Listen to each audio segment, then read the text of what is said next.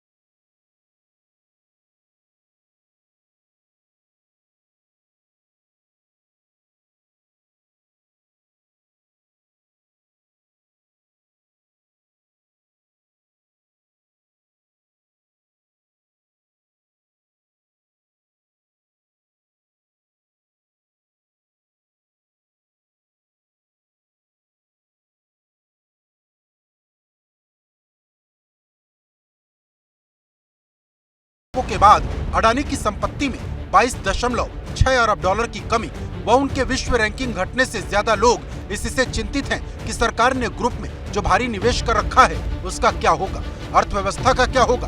बेचैनी व चिंता स्वाभाविक, समाधान जरूरी। संसद के 31 जनवरी से शुरू हो रहे बजट सत्र के प्रारंभ में ही सरकार को इस मुद्दे पर विस्तार से स्वयं ही वक्तव्य सदन के दोनों सदनों में रखना चाहिए। अडानी ग्रुप के बहाने मायावती को भाजपा सरकार पर हमला करने का मौका मिल गया है। माना जा रहा है कि मायावती अडानी ग्रुप को लेकर अमेरिकी रिसर्च फर्म हिंडनबर्ग की रिपोर्ट के बहाने ये संदेश देना चाहती हैं कि भाजपा सरकार की मानसिकता पूंजीवादी है और उसे देश के मध्यम वर्गीय परिवारों की कोई फिक्र नहीं। मायावती ने अपने ट्वीट में निवेशकों की पूंजी की चिंता के साथ खास तौर पर मिडिल क्लास का जिक्र किया है। दरअसल 24 जनवरी को पब्लिश हुई हिंडनबर्ग की रिपोर्ट में कहा गया है कि ग्रुप की 7 लिस्टेड कंपनियां भारी कर्ज में हैं। ग्रुप की सभी कंपनियों के शेयर ओवर वैल्यूड है। अडानी ग्रुप ने शेयर में हेराफेरी की, अकाउंटिंग फ्रॉड और मनी लॉन्ड्रिंग का आरोप लगाया है।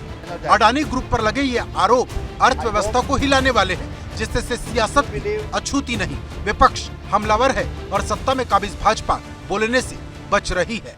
अडानी जो वो भारत सरकार के खास आदमी है और हमारे सारे सरकारी बैंकों के पैसे और जितने भी हमारे खजाने हैं उसको लूटने की उनको खुली छूट दी गई। वो भविष्य में एक नया ललित मोदी बनने वाले हैं, भविष्य में एक नया विजय माल्या बनने वाले हैं।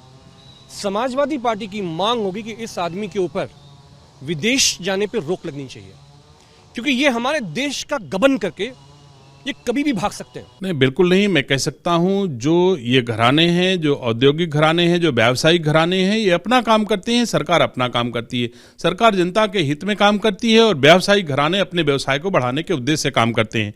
तो मैं ये नहीं कह सकता हूं कि उनसे सरकार का कोई लेना देना है।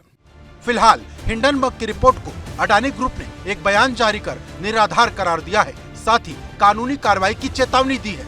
लेकिन अडानी ग्रुप के इस स्टैंड से शेयर मार्केट में भरोसा जागता नहीं दिख रहा और सियासत भी बेचैन हो उठी है। Bureau report, ABP Ganga.